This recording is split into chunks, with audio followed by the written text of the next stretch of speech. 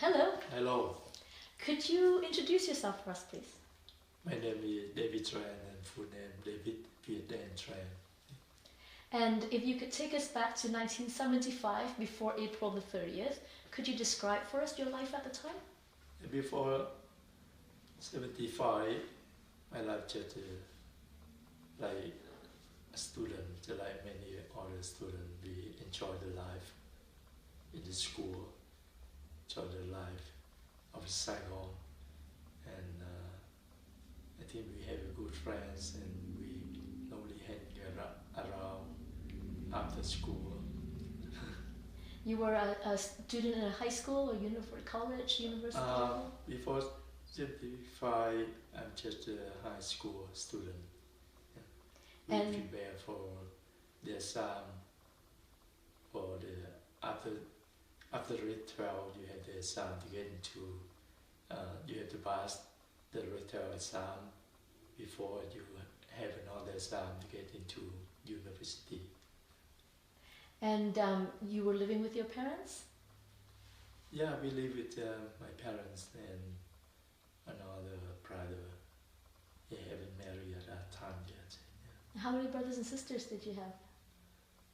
We have one sister, older sister, and two older brothers. And you were the youngest. I'm youngest. Yeah. And what did your parents do for a living? My parents just merchandise. They have like a shop to sell the food. You know, on board they sell everything they can sell to get the money. A storekeeper? They had a store? Yeah, they have a store. And we have a store. We yeah we sell all the food, but we do not live there. We just sell daytime. Then we close. We go home night time. Yeah. And how did your life change after April 30th? Yeah, April. After that, I feel that a little bit difficult for me to adapt with the new society, with the new regime, and I felt very strange, even though um, my parents rarely talk about those people. They also talk sometimes, but they never talk about the communist life, because my parents did left the North Vietnam in 1954 for the South Vietnam, and they live there, but rarely they talk about it, the communist regime, because maybe they don't have much experience with them. They just escaped the North Vietnam when the communists occupied the whole North Vietnam. So after that, I feel very strange because more than every week you have a meeting with with your neighbor to discuss something. You had to line up to buy food. You actually your life not like many years ago when I live, and especially that we cannot do whatever we want anymore actually because there are a lot of people around you and watching you, something like that, and yeah, even the main thing I found that it changed my life a lot in that one.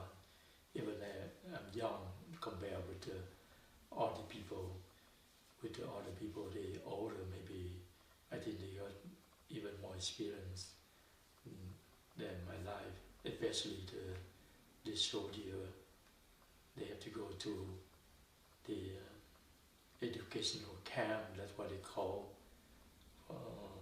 few days, few weeks, or even year by year never come back.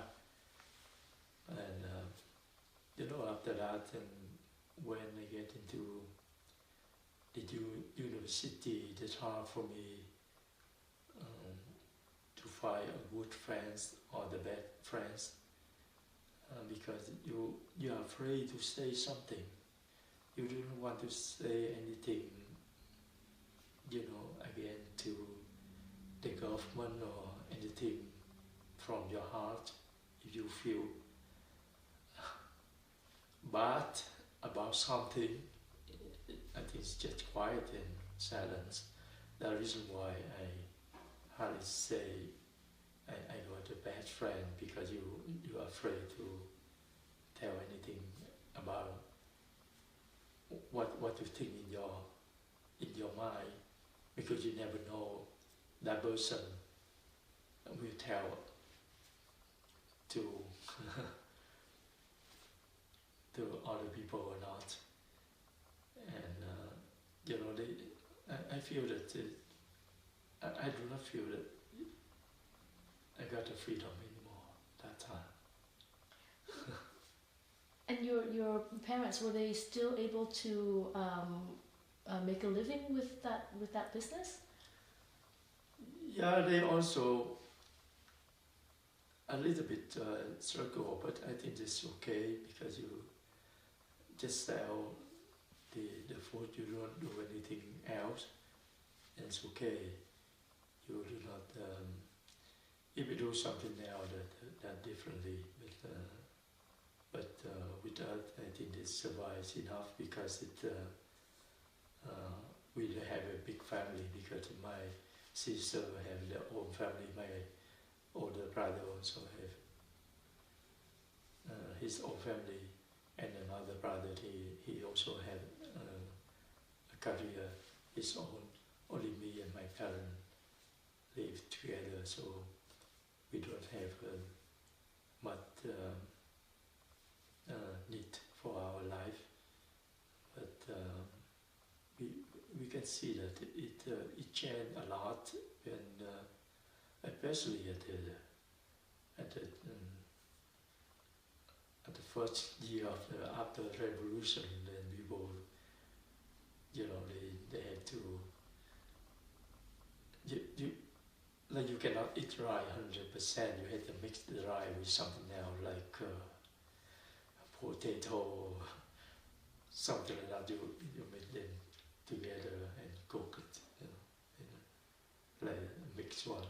And lots of people do not like it, or they're not familiar with the new kind of food like that. And the food came from the cooperative? Some you have to line up to buy, then from the government you line up every week, every month you sell to you some. But besides that, you can buy at the black market too. They also have, they cannot totally abandon everything. They still have something you can buy, but of course you must have money anywhere. And at one time I lived there, it changed the money. That a horrible time I believe, because it doesn't matter how rich you are, how much money you have, you only have that maximum. You have maximum, but you might have a minimum. Right? I remember that it doesn't matter, you are a millionaire, something, you have lots of money in the bank, but you only have a $200 at the maximum you have. And if you have less money, then you have less that amount. So we don't know. With the $200, and the price, of course, it changed according to the new money, right? So gradually the money still continue to go up. When the inflation go up, then the money also go with the inflation. So when I left the country, I heard they change the money again. That's why I heard, but I'm not sure they they will change in the future or not, if the inflation continue going up like this one. But that the way, I'm not sure another communist country do the same thing, but I don't think that's good for everybody. They quite upset, and but also they have a lot of experience, because after you changing money, they don't want to keep the money anymore. They can change the money to something else like gold, US dollar, something like that. They can keep at home. And so the government did not have much money. Even if you change the money, but you won't have much. Right? So I don't know that is good for economy. But, When did you decide to leave? yeah, we decided to leave in 1979. In May 1979, so then, at that time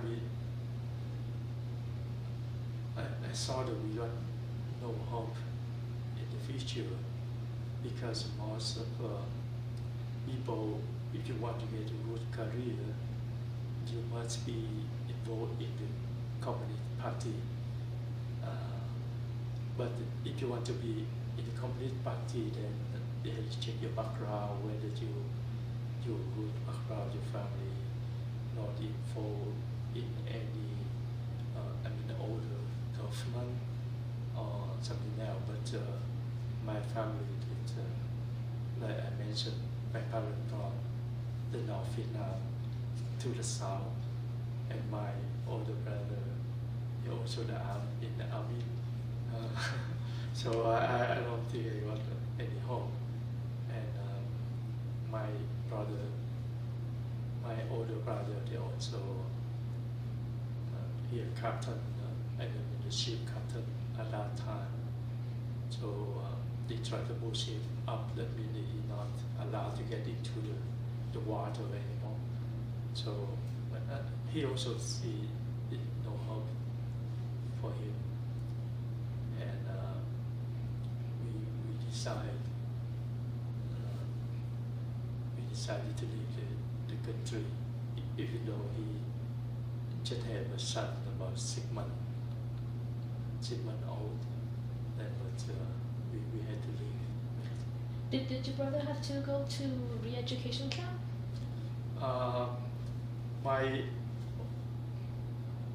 My older brother in the army, but he just went to study about 1 week or 2 weeks, something like that, because he not in the high ranks officer. So he did not go to the education camp like other people. And you said you have another brother who's a ship? And another brother, he not the army, he's just in the merchandise ship. So after that, he also still work for the merchandise ship, but controlled by the new government. So he can go from Saigon to Hai Phong, near to Hanoi, to North Vietnam.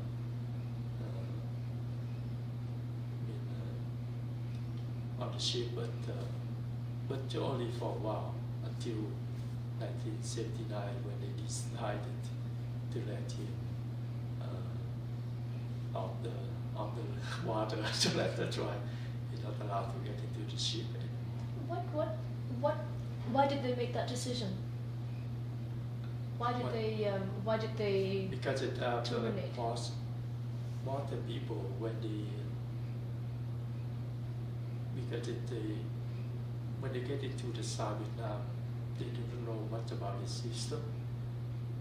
They do not know much about it, the ship of the South Vietnam, something like that, and how to manage the economy, something like that. So they want to learn from you. So after they learn, they know enough, they have it, people, they replace.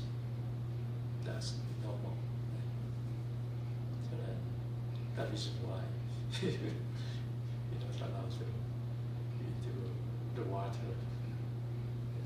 So, who decided to leave? Who did you try to leave with?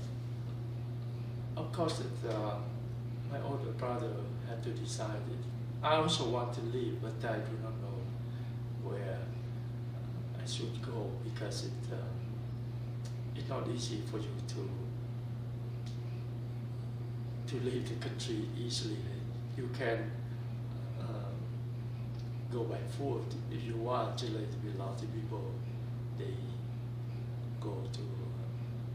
I think they went to Thailand by foot, but a lot of it's dangerous.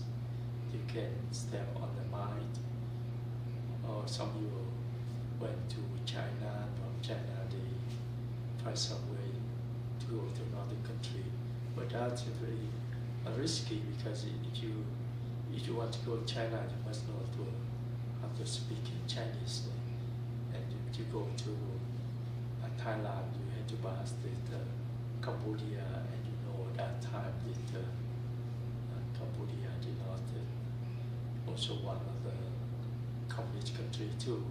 It can kill you anytime. So you can see the movie, The Killing Field, and you can see the situation at that time. It's not easy to go by foot like that. But if you find a way to go by boat, you must know someone because lots of people can make a trick on you. They can get your money, but finally you end up in the jail easily. So it's not easy for you to decide you want to go anywhere you want because there are lots of people who get trapped and they lost money and end up in the jail. So that's why I had to wait until my brother make a decision and go with him.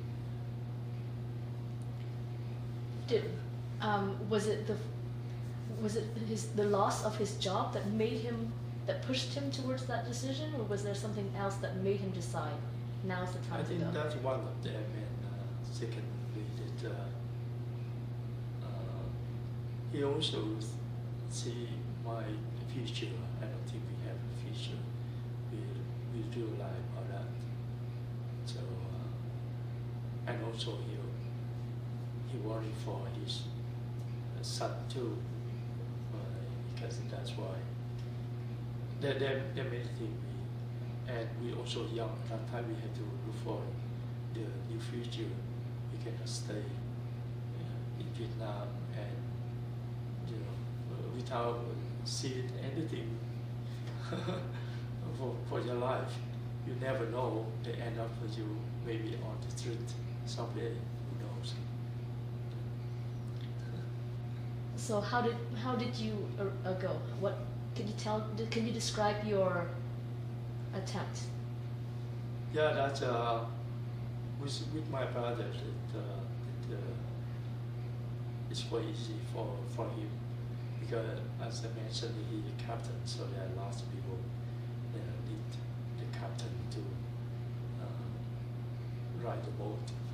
And that's why, and that's why he got a lot of people introduce him to the organizer. So he decided to go one of the organizer in South Vietnam, Viet.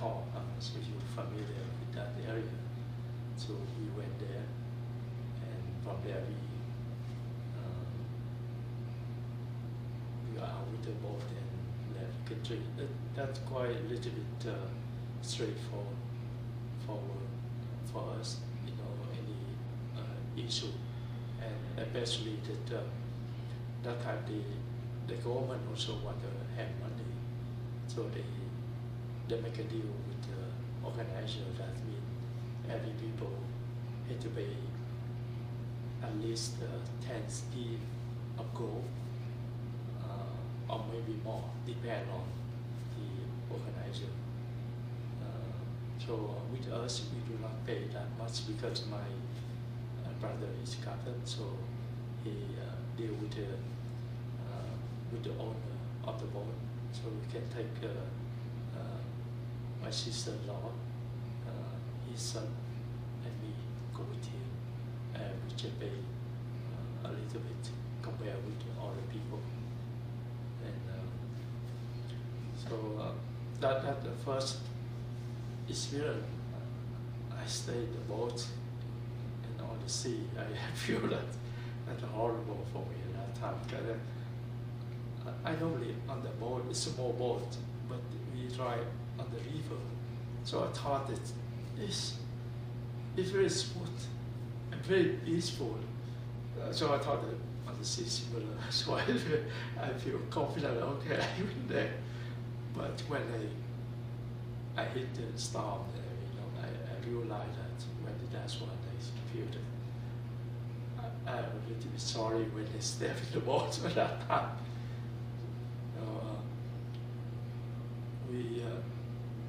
How old were you at that time? Adopted 19.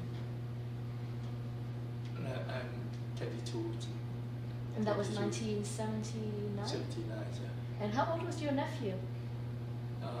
6 months. Yeah. And He how? was young, I know. So we had to decide to go. How big was the boat? The boat, I think they make the attended. I think about 22 meters. 22 meters, but you had to contain I think more than 200 people in there. So they parked put the people in there, and just you park like like Sandai, that's quite tough. That's why I said that's the first experience I feel in the boat, and the best way you get you got the seasick, people vomit everywhere on your body. You also vomit all over the body. That's horrible. See, so we decided when my brother he captain with another captain too. We have two captains. Another one the army, and my brother not army.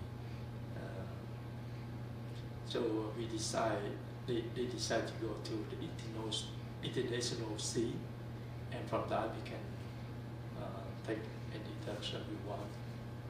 So when we hit the storm, and people got the seasick, and the water pump doesn't work, something like that. So they have to decide to get back to the land to repair the pump and clean up the boat, everything, and we head up again to the south rather than to the international sea. But when we go to the south, so my brother already warning, if we hit to the south, then we met it Thailand pilot, but we had to go because if we go to the international sea, then we might have a storm again. So you wanted to go towards the Thailand area because of Yeah. you had more possibilities to land in. Yeah, that is near to the land than the other way, so the less storm than the other way, and that's why we had it, so we get into the Thailand water, something we met the Thailand pilots and continue until to the Malaysia. That's just, that's horrible when we met it 11 times, the Thailand pilots. You met Thailand, you were attacked 11 times. Yeah. When was the, how many days was it when you were attacked the first time? How many days had it been? I think generally the first or second day that we met the Thailand boat, and their flag, if you see from far behind, it just look like American flag. We thought that, oh, we met the American boat, but my brother get experience because they met them very often when they go to the big ship. Then they met them. They know that be careful, Thailand pirate. So he asked me, you should stay with your sister-in-law right away. So we knew it. So the first time they had, I was so scared. Yeah, they not so many people, but their boat is very big. They can hit your boat with your, they can break your boat easily because their boat is bigger and stronger. So that's why we cannot against them. And they hope that time that everything okay, and then they left. But I don't know, they might communicate with another boat somehow. They continue on the way road. How much time passed before you were attacked the second time? No, just about half day or something like that. You continue to meet them until the last one, the 11th time. But 11th time, not the last one, as I mentioned to you before. And they continue to follow us at night until in the morning we saw that the oil platform, and we met the ship, and then they help us. Otherwise, they still rob.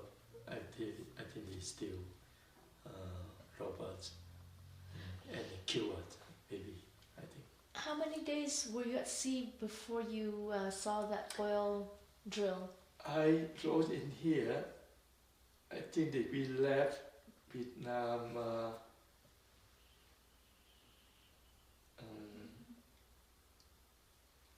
We actually left the second time, that May 22nd, and we met them. Yeah, that's. Can I see this one?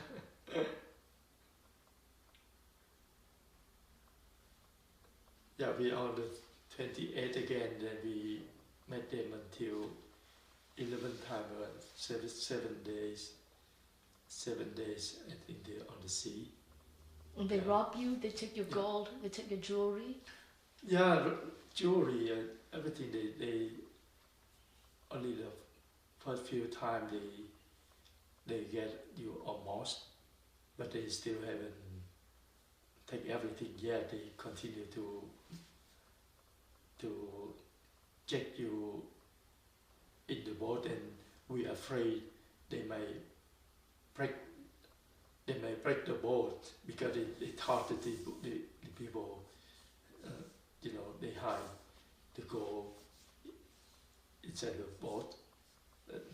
We are afraid. That's why. So that's why the last one we are afraid they may kill us because that may take the boat and break it to find the gold in there, or they get the machine because only the machine left in there. They did not take all the things. They already took it away. And compass, everything they took away. So we do not have any direction. But fortunately, I think the captain, they can see, they know the star, and then they can follow the star and go to the south easily. Yeah. Can I ask you if how did they treat the women on board? You mean the Thailand, right? Thailand violence. I think that are horrible. I think the most I find they rape especially young girls. They rape them. That's why when the people see when my brother saw them again, he predicted this time they may do something. So he asked some people to put the oil on their face and make their face look not look nice actually, so they will stay away from you. I also remember I put the oil on my sister-in-law face, and another girl, they also put oil on their face. So that's why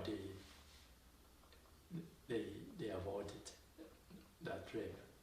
But other people did not know. Then they checked around and they found that because they lure all the people on their boat. They may have a 3-4 boat. They lure some people on this boat, another boat, and they use your boat to rape another girl, something like that.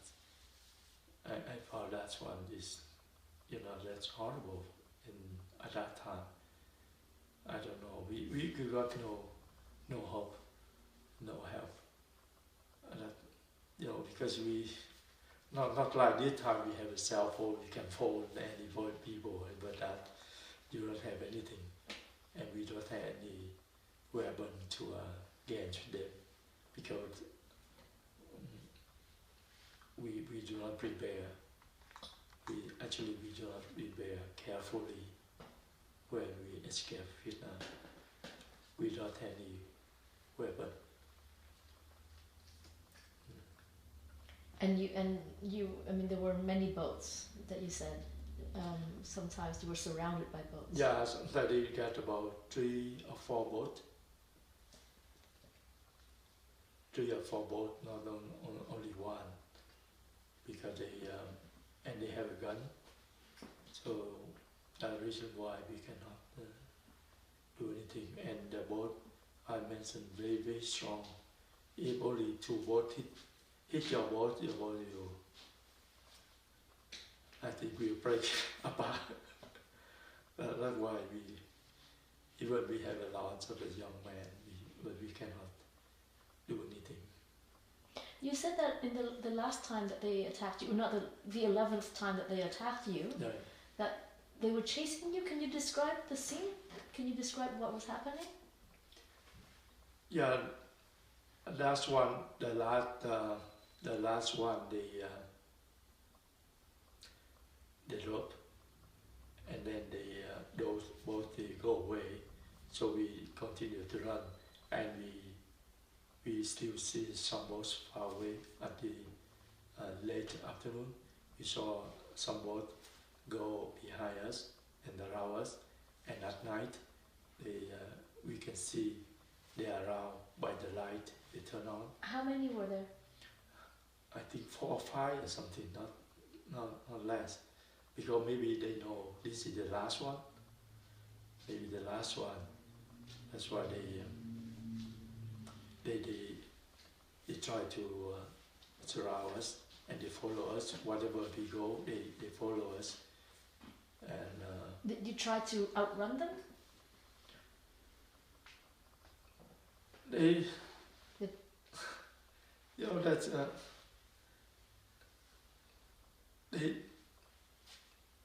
they just follow, but we know that they scared to rob you at night, because they also never know what happened at night. Nobody can see, but they wait until the morning anyway, or so they early follow. morning they rob you another time, because they also know that we head to the platform. We thought that the 60, because that's quite big and very, very bright. We thought that 60, we just had that one. They knew it. We will head to that one. So if we did not reach the platform by the morning, we might die in the sea that time, I think. Or we had to fight back. You were prepared to fight back that time? We planned. We already planned. If they drop at night, because we got no hope, no more hope. We planned it. Because this is only the last chance. If they rob us again, then we have to fight back. Even though we also die with them too, right? But that's the only hope to survive the last minute. You were prepared to fight them, and because you sensed that they were with nothing left to rob, they were getting angry. Because we thought that the last one that they had to break our boat to get to go to get the machine. The only the machine left. The engine. The boat, the engine, yeah. But you reached the oil platform in time. Well, you thought it was a city. Yeah. And then you discovered it was just an oil platform. That's right. Yeah, we're lucky, but anyway, I think they help a lot that time. It was at night. Did you have to wait until the morning to? No, but in the morning we reached there. Early morning we reached there. When we reached the platform, people yell, "Oh, we missed something." we didn't know until we reached there and then we saw a platform. Yeah. Because you see the big boat, the big ship over there. So we get help. And along the journey, we also saw some of the merchandise ship, big ship, but they ignored. They don't want to involve anything related. Did they see you? Were you close enough for them to see you? No, not close enough, but I think they can see. It's not too close, but they can see. I think because I think some people waved hand or burn the clothes, something like that to make the noise, something. But I don't think they care much about that. And we also do not know what kind of boat is that. Maybe Russian boat, maybe Chinese boat or something they made. No.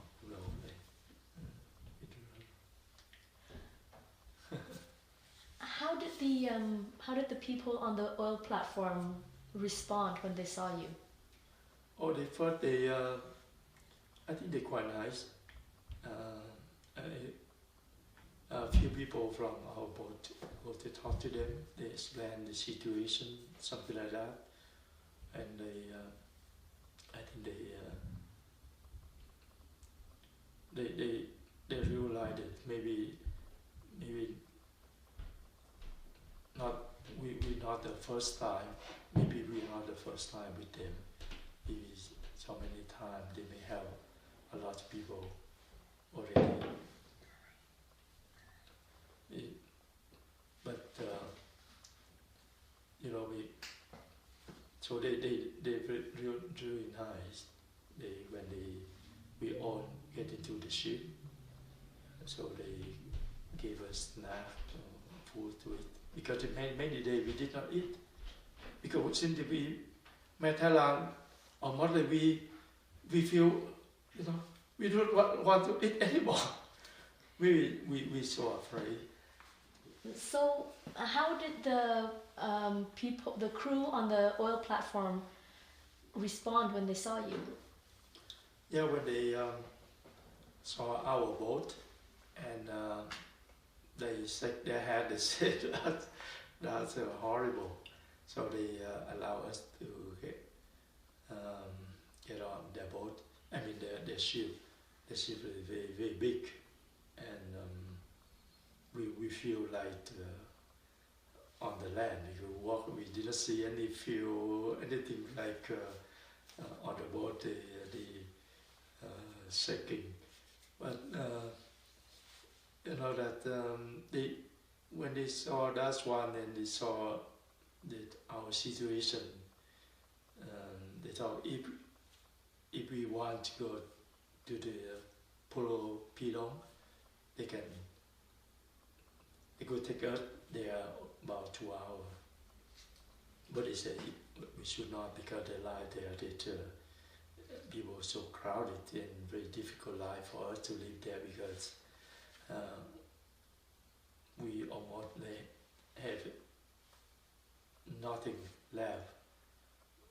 And so that's why they decided to first they decided to take us to Singapore, but later they negotiate with the Malaysia government. Then they will take us to Malaysia rather than to Singapore. And before they called the Malaysian Navy, they asked us to protect the boat so that the boat sink totally in the sea before they called the Malaysia Navy come. So when they call it Malaysia Navy come and they go around to see our boat to see whether they're still there or not, to make sure that our boat not there. If they saw our boat, then we have to continue to go. We cannot stay on the ship and take us to the Malaysia. So and by the time our boat sunk in the sea, then a lot of Thailand pirates they go in there and I saw some Thailand pirates. I think they dive into the sea. Maybe they may get something or they want to take the boat up or something. I'm not sure. At that time the ship already left that place and we had to the south of Malaysia until we to the Mersin. They call it Mersin. It's just a small town of Malaysia. So we stay in Mersin about 2 weeks before we were transferred to Pulau Tangga. So the ship that took you to that town, that was the ship belonging to the oil developing, the oil? Yeah, the ship, all the people say that ship just travel back and forth Singapore and platform to bring the food to the crew and also take the crew to Singapore. They go back and forth. I'm not sure every day or every week. I'm not sure about that. But we lucky at that time we met them. We did not see them. I'm not sure what we should do. Maybe we stay under the platform or somehow. But they're very nice. I think the crews up there, they treat us very nice. They gave food to us. And because of many days on the sea, we did not eat since we met Thailand pirate. We don't have any food left actually because they almost took everything. And we have rice, but we cannot cook because there's nothing for you to cook. So that's why we did not eat much anything. What did they feed you? Do you remember what they fed you? The Thailand parrot? No, the boat? On the ship? Yeah, I remember the thing that they gave us some soup. That's the first thing I saw that it's so delicious to me at that time, you know. Maybe because we're so hungry, you know. Everything is good for us. So when you got to Pulau Tengah, what was life like on that island? The island, when they're just like you first you just like you on vacation of the island or something, because around you to the sea, and then the first thing when we were transferred to the island, they gave us a ration bag. So I saw 3 cans in there. I thought it's just like condensed milk. It's similar to condensed milk can, but they have like fish, beef, and chicken. So the first time we ate those ones, it's really good, you know, because we so hungry many days, and this also the good food to eat too. And also have some rice in the back we can cook. We ate a lot, that's why. And people say that, don't worry, you eat every day like that. Well, that's okay. We eat it. We have to, you know, get fish, chicken, and beef, because Malaysia they do not eat pork. You know, that's why, because they're Muslim. They do not eat pork over there. How crowded was the island? Around my time, it's just around 10,000 people, so they do not have enough place for everybody. So fortunately, at that time, they tried to build another, just like new camp. So far, they have a north and the middle of the island. Now they build the south, in the south of the island. So after they build, and we have place in that area. It's not too big. You can see the jet about from the wall to my place. It's for my family. My family jet, my brother, sister-in-law, my nephew, and me, just that place. And they continue his family like that. Was it a large building that is portioned to each family, or each family have their own, hut? No, not like that. It's just build a container like a big hut, and then they divide it. Each person, each family. If you are single, then you have a smaller piece. If you have family, they have a bigger piece. But they continue like that. Some people want to separate between family to another family. They can hand one cloth to divide it. Bed sheets. Something like that. Whatever you have, you can hand. But with us, we don't have anything. We don't have to separate one family with the other. But we get used to, when we all people the same situation, so we can get used to and consider like the family. Whatever you eat, we all eat the same thing. All people eat the same thing. Right? You cannot buy any food outside. They only have a boat from the machine to the Pulau Tengah once a week, so you can buy the food there, just like the noodle, dry noodle, cigarette or something like that, if people have money. But without we got no money, we cannot buy anything. At that time we just did whatever the United Nation gave us at that time, and we use it. How often did the interviewers from the different the third settlement countries, how often were they there for interviews?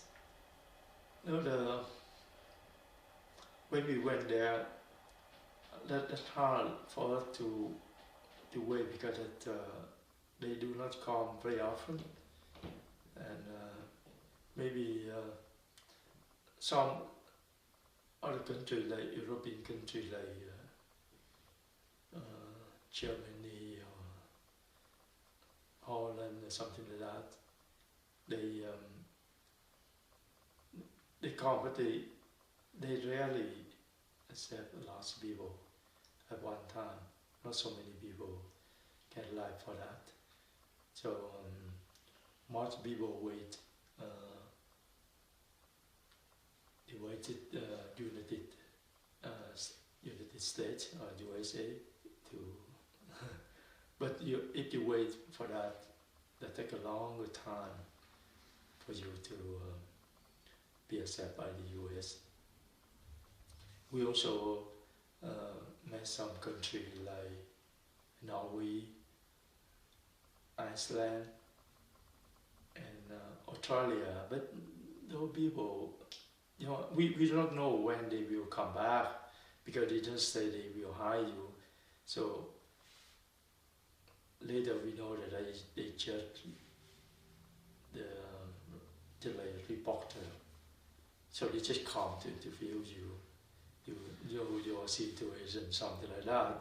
But they not do not have any, they not the authority to hire you, right? So we found that, and finally we met the Canadian delegation, and we were accepted at that time. So we quite happy to go Canada. So you not so much decided to go to Canada, but you basically interviewed with whoever who came, and then it was Canada. That's right. Yeah, because at that time we so desperate our life, and as I mentioned, we do not have anything left on the island, and especially my nephew was too young, so we had to go. We had to decide to go any country if they accept us, and fortunately, as I mentioned, we met Canada delegation, and they accept us, and otherwise we had to wait for another country coming. How long were you in Pulau Tenggah altogether? Yeah, we stay in Pulau only 3 or more 4 months, and then we transfer to the camp near to Kuala Lumpur. We go to convent camp, so that we stay there for that. They check the health and everything before you can go to Canada. So, but we stayed there for a while. Then they transfer to the another camp, Selen B something. Singapore? Singapore. Yeah, Singapore. So we stayed there for a while. Then my brother families, they went to Canada first and have to stay there. I do not know any reason why. And I had to wait there for a few months. Then they transferred to a convent camp again to check my health again. And until I got the flight to Canada. So when I come here, I ask them why I come so late. Even though my brother also asked them to check to see why he did not hear anything from me. So they check. I do not know that probably they found that I still in Malaysia. So so they said because maybe on the list they separate my name and my brother family because they thought I'm over 18 years old. They separate. So that's why they cannot trace where I am anymore. So our sponsor, the Platinum Presbyterian Church, they thought that the only thing they sponsor, that only my brother family, but they did not know that I am with his family. Maybe they separate when the Canada delegation, when they interview, maybe they already separate at that time, I think. So, but anyway, they traced me out and they found me still in Malaysia. That's why they got a flight for me at that time. How long was that delay? How much longer did you stay? Yeah, my brother left in December, so I left Malaysia in February. So you can say that about 2 months or more in that. And your brother was sponsored by a church group? Yeah. Did you know that? I also was sponsored by a church group. By the same church group? But I did not know. I did not know when I got a flight to Canada. I do not know where I should go because I think I should go. I would go with my brother, but now I do not know where his family is. I thought that he will live in Edmonton because I heard that his flight will go to Edmonton. So I thought he lived there. So when my flight went to Montreal, I stayed there, and later they asked me to go to Platinum. I said, no, I do not want to go there. I want to go to Edmonton with my brother. But I said, no, you have to go this way, because they do not know either. So they just simply allowed me that they try to convince me. You have to go to my sponsor first, and after that, they will try where your brother is. So I just, okay, I got no choice, so I just simply went to another flight, and they flew me to London, Ontario. So by the time I go down and to the airport, I saw my sister-in-law.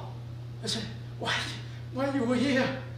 At that time my brother went to work, so only my sister-in-law and my sponsor, they saved the children, come to pick me up. I was so surprised. I thought that you live in Edmonton. Why you here? But they didn't know either. But of course they must know, because they know that they go to pick up me. Right? But I did not know I will want to live with them.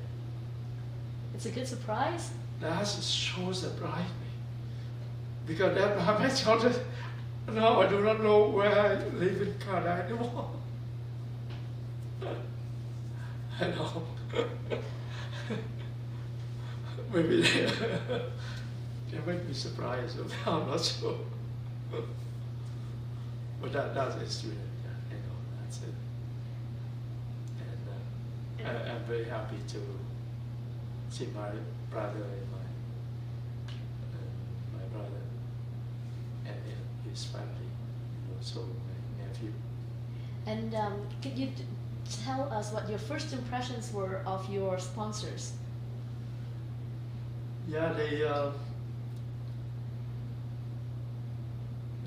have many things for me to remember all my life. They quite nice, and I remember the one time they took me to the restaurant, and I eat the food they call, now I know that the hamburger, but that time I do not know white car food, but I easily adapted it the new life in Canada, and the food is not a big issue for me. It's so delicious. I see this restaurant is so quite fancy. So now I found that just a McDonald's restaurant, right? But at that time to me, that's quite luxury restaurant to me at that time. And also I live in a small town, and people are very nice. I just work at the restaurant, just kitchen helper, and those people there is quite nice. And one time they took me to the lake area to catch the fish. I'm not sure you know about the smell fish. At that time they you can catch the fish easily. They can, they near to you. They can't. You put a bucket in the Yeah, water. that easily. But now, maybe year I went back there and asked my brother. My brother still lived there in that spot. He moved to a bigger town, not Platinum, but in Chatham now. It's a bigger town. And he said that now the fish is not that much like before. I know that because a lot of people catch it, or because the weather change or something like that. There's not much as before. I just remember that one is very impressive. I remember all the time. What was the name of the church group? What was the name of the congregation that sponsored you? They call it Blenheim Presbyterian Church. Planum? Is Blenheim. Planum. They write like Blenheim, but they read Blenheim. Planum. It's a small town. It's a small town? It's a small town. At that time, just about 3,000 people. And now around 4,000, 5,000 people. It's not too big. But Chatham was a big city nearby. It's big, but not as big. At that time, about 30,000. But now, I think that quite a lot of people move there and live. Now maybe 50 or 60,000 people. It's not that big compared to Calgary, but it's quiet. What was your first impression of Plenum? Plenum,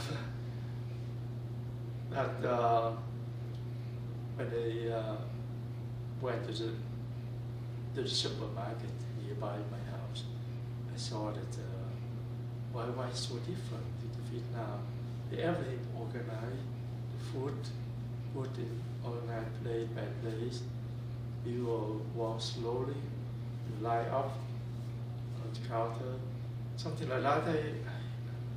I recognize this is really something I like it in my life, But yeah, that we never seen in Vietnam before. That's right. So the church, the sponsors, what other kind of help did they provide you in those early days? They just give you some basic what you need. I remember they gave me $200 to deposit in my bank, so then they can you spend something. But I rarely spend for anything. I just they give us some clothes so we can use it. And my sponsor remember that she took me to I think the wood go. The wood go similar to the Walmart right now, but the wood go is a size smaller. And I bought a cheap band. I remember that one. And that what I yeah, I just bought that one and then to prepare for the work at the kitchen helper. I mentioned that. They helped you find the work? They helped you find a job? Yeah, they found a job because it's just nearby my place. I just walk in the morning across the street and work at that one. That is easy for me to go to that place because the town also not so big. You can walk far, but they're afraid because that in the winter, so they're afraid I cannot walk a long distance in winter. They find a good place for me to work. And also it's a small town and the economy at that time is not as good. It's so very difficult to find a job. So I understand that. That reason why I just I lived there only for 3 months. Did your brother also have a job?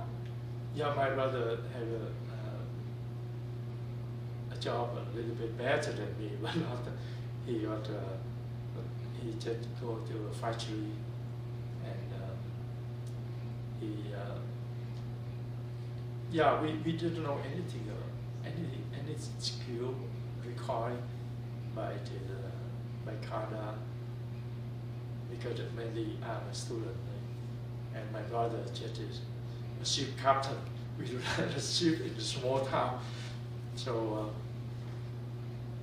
he had to change the job anyway. He had to work in the factory, and gradually he learned at the factory. He became the welder, and later he become the factory maintenance worker.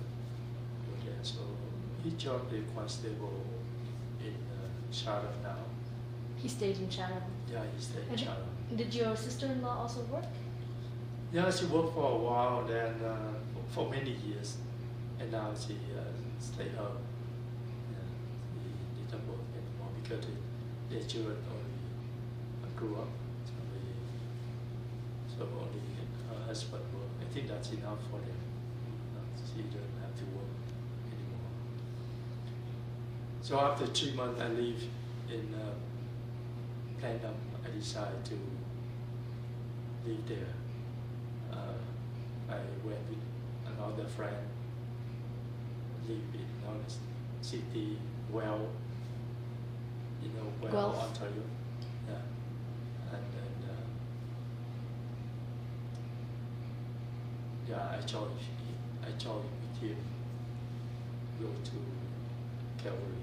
He decided to go to Calgary because he got another friend live in Calgary, and they say, you just come here. Here we have a lot more job than the other, in Ontario at that time. So we came here. We had another problem. We could not find a place to live because the old apartment is filled. So that's the issue. So we have to went to Linden. To where? London. Linden. Linden. Where's Linden? Yeah, Linden just about 100 kilometers from Calgary. It's just a small town over there.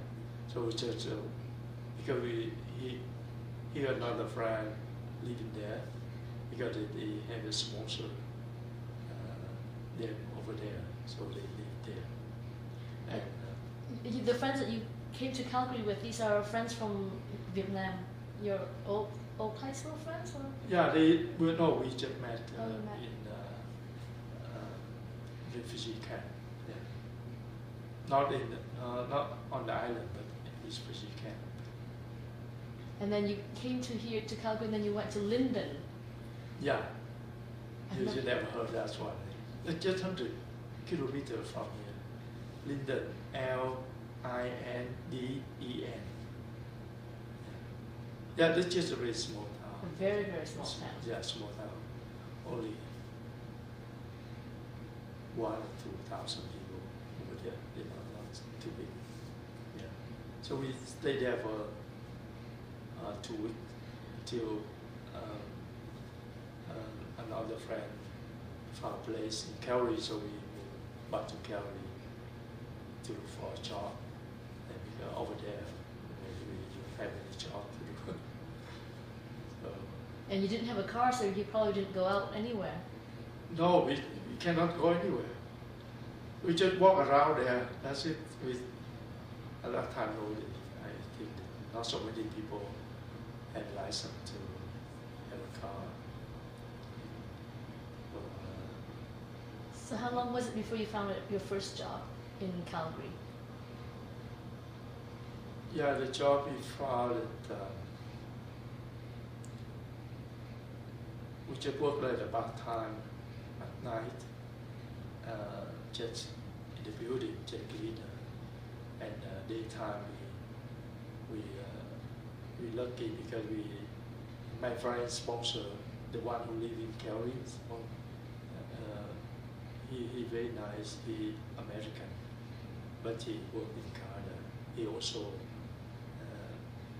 the army when army, but he also only know Vietnam. He went there in Vietnam before, so he understand a lot of Vietnamese. So he helped me and another friend work at the warehouse. Now is Rona warehouse. Before that, Rebel Stock warehouse. So I worked there. Building supplies. Yeah, I worked there for only 4 years. So I make a decision. I want to go back to school. So I had to quit the daytime job to go to school and to work about time at night.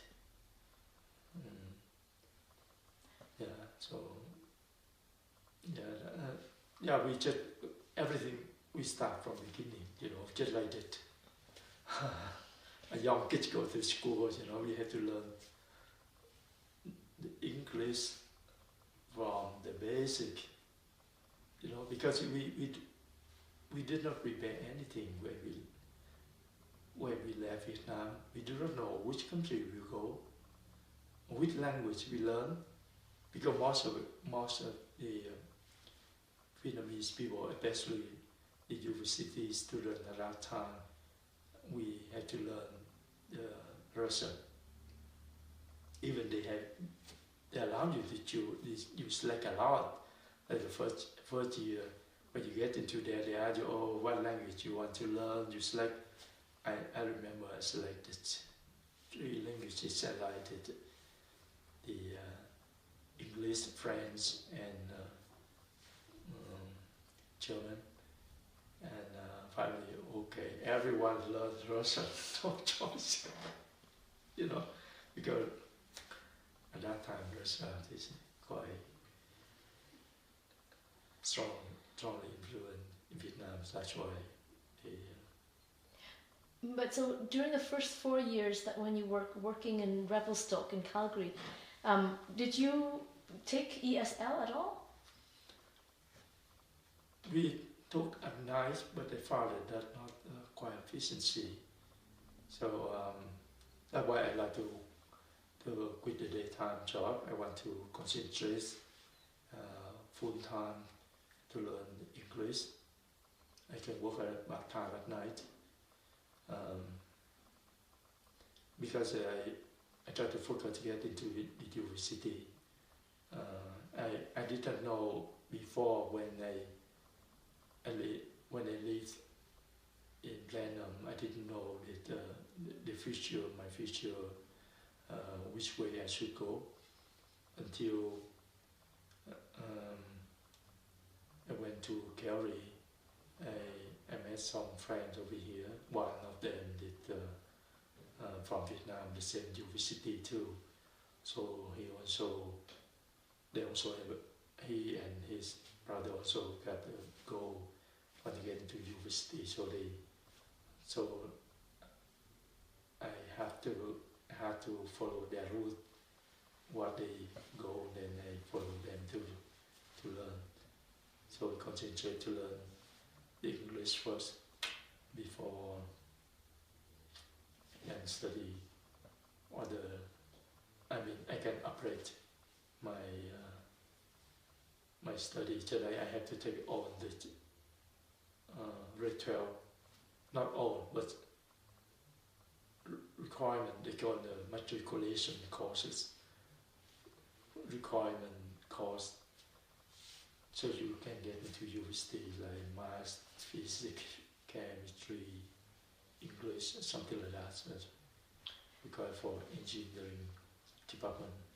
So how long did it take for you to do the ESL part? For ESL, I studied for 1 year, and after that I also applied for the first year, not at university, but at now they call it MRU, the Marlboro College, but now they call it Mount Royal University. So we took the first year over there, and after the first year, so depend on the mark, so we can transfer to the university.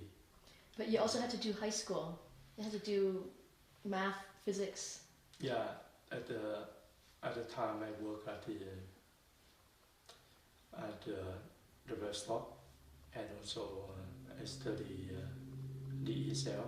Have to get all the requirement of the 4 courses, or the basic courses for engineering department requirement. And you were working at Revelstoke at night? No. When you quit the job, I mean, that's it. You cannot work over there anymore because they don't have a night shift. So you have to do something else. What did you do at night? Like, you can work anything, like clean, whatever. That's what you did, cleaner or anything? Yeah. For you to survive first, and then get enough money for you to go to school. So then when did you graduate in engineering? I graduated my bachelor degree in 1986 in mechanical engineering, but I could not find a job that time because by the time I finished my degree and the economy of the Albert Town so went down, so I could not find a job. All my friends moved to the east, like Ontario or something. They could find a job over there, but I stay here and study higher. That's why I got my master's degree in mechanical engineering. So after I got it, I still do not have a job, but I married. I married in 1990, and after that I got a job in Machine House, so I had to move to Machine House for 6 years. I worked over there. I mentioned to you I work in the computational fluid dynamics. So after that we decided to move back to Calgary. So I applied the job at the computer modeling group. Right now I work. So you've been there since then? Yeah, it's in there. And so at that time, it had a quite a new field for me because they relate to the chemical and mostly related to the chemical engineering.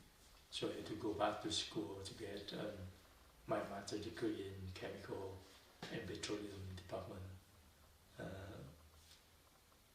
And later I got my PhD degree in that area too. So right now I work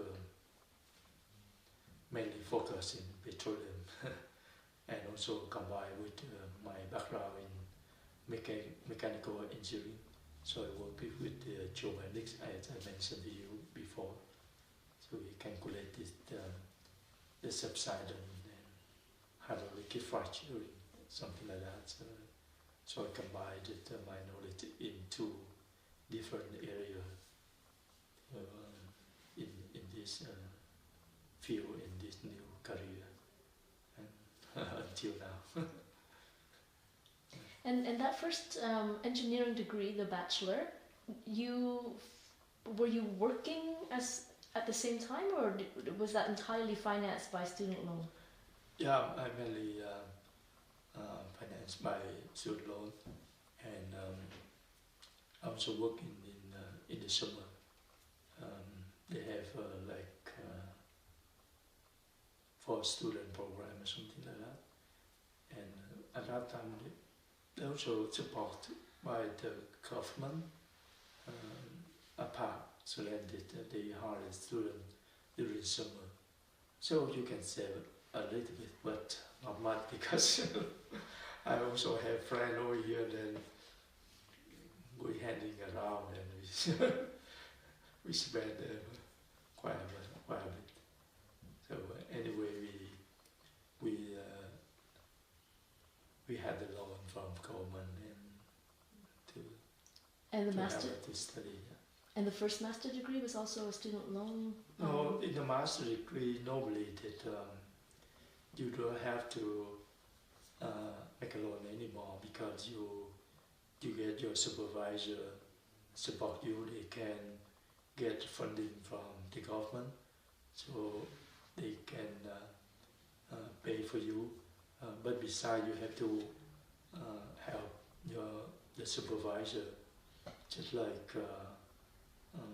TA, your TA, your marking, the assignment or something like that. Something you can do to help your supervisor, and you get money in return.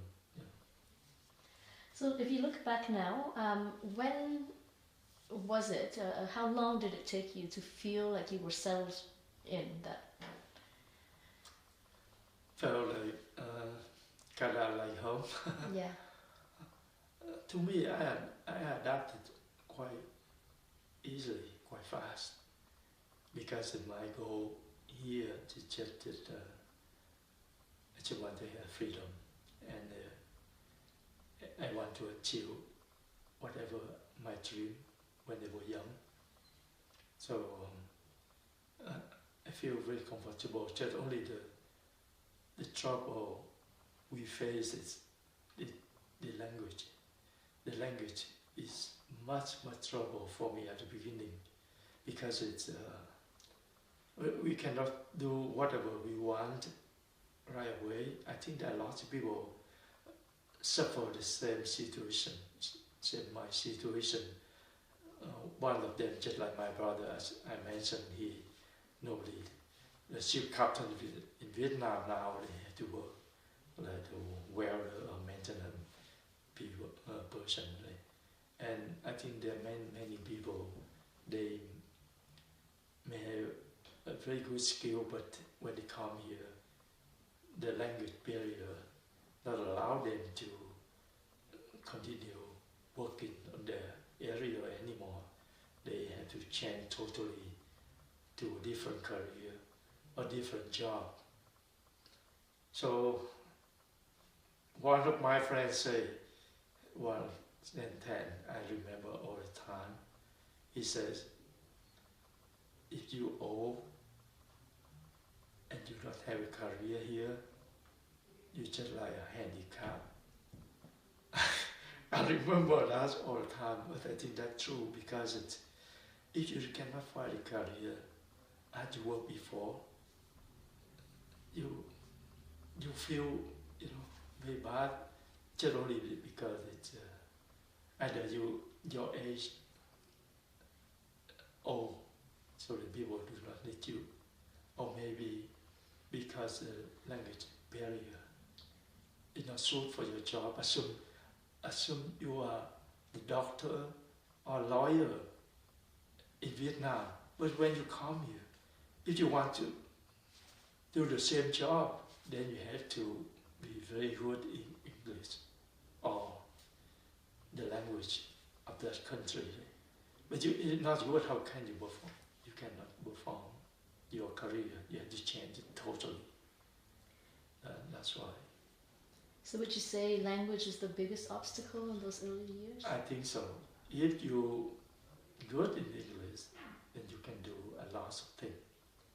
You can do a lot of things. You can study the new career, or you can work, you can go back your career. I think that very easily. I think a lot of countries, they also immigrant. They are immigrant in Canada, but they do the job right away because they maybe prepare their own, the language for their own in their country already. Because they sometimes they come here not because they escape like us, but they come here to look for a place to work. So they got no problem with that. But with us, when we escape from Vietnam, we do not know which country we go. Maybe we go to Norway, we go to France. So if we go to no country, then we have to learn the language of that country. So we cannot say that you learn one language and you can go any country. You cannot say that. So that only thing we did not prepare when we left Vietnam, because at that time I think that most of the people just want to escape Vietnam because of freedom. They don't care what the life should be. They do not care how the sea look like. They do not care that, how their life in the future. They just want to escape out of the country to look for freedom. What helped you during those years to overcome the many struggles and obstacles that you faced? Yeah, that's the only thing that I said that at the beginning when we totally did not have any language background, so it's very difficult for us to look for a job. So any job you have it, then for your survive, then it's good for you. You do not think anything else. So only when you have a job, you settle your life, then you can think something else. If you don't have a job, you cannot survive, then you cannot think anything bigger than that. So that only the thing I see that the biggest for my life is the language. Even now I cannot speak fully, completely the English, but at least I can express whatever I want to tell you. But before, I want to tell a lot to my sponsor, but I could not, because I cannot say more than that, except just say thank you, something in my mind, and that the language. I think that any country for that. So that's why I normally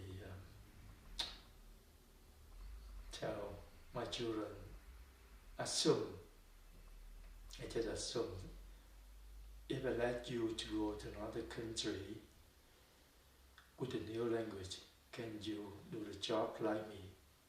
Can you can you get a career like me now? I just ask them like that. That's quite challenging. Assume you put you in a different situation, totally change your life, what you do, you know.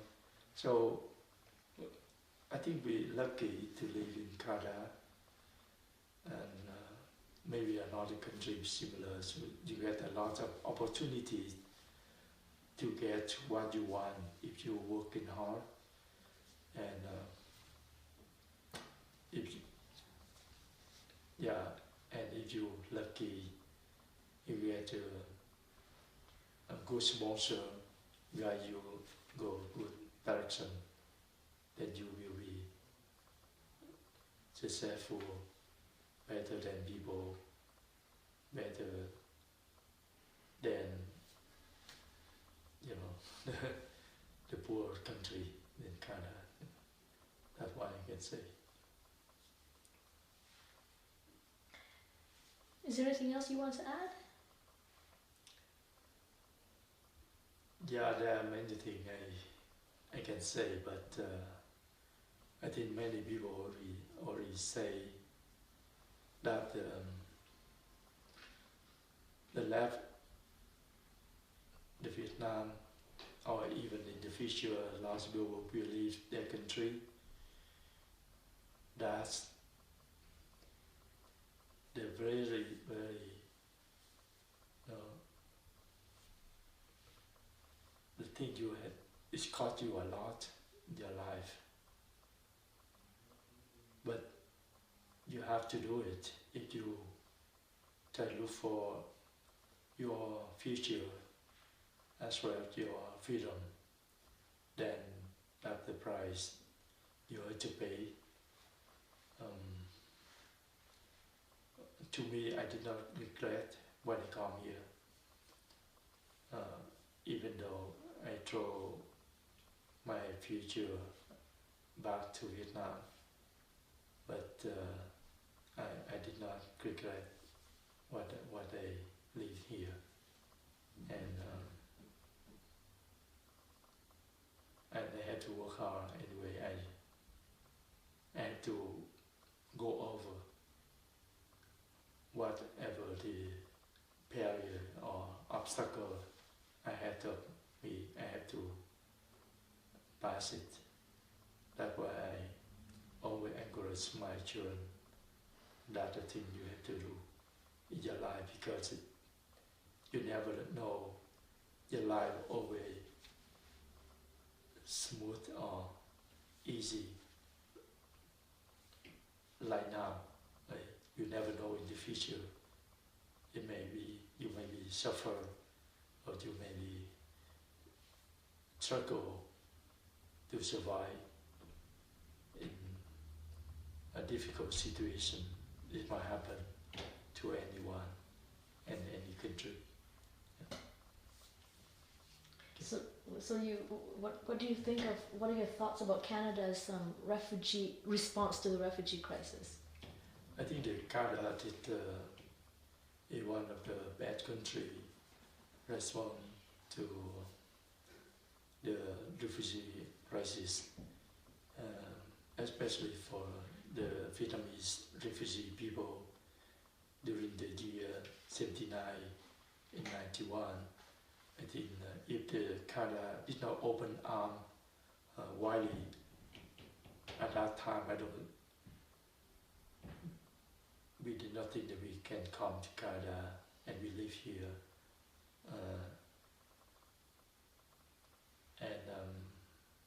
I think because of that, Canada, they received the Nansen Award. I'm so proud for Canada and Canadian people that support the Vietnamese people at that time.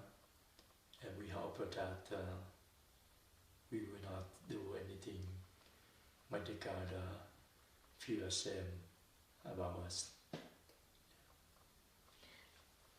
Thank you very much for sharing your story and sharing your experiences and taking part in this program. Thank you for your interview. I hope I can send some message to younger generation to learn experience from us. Thank you.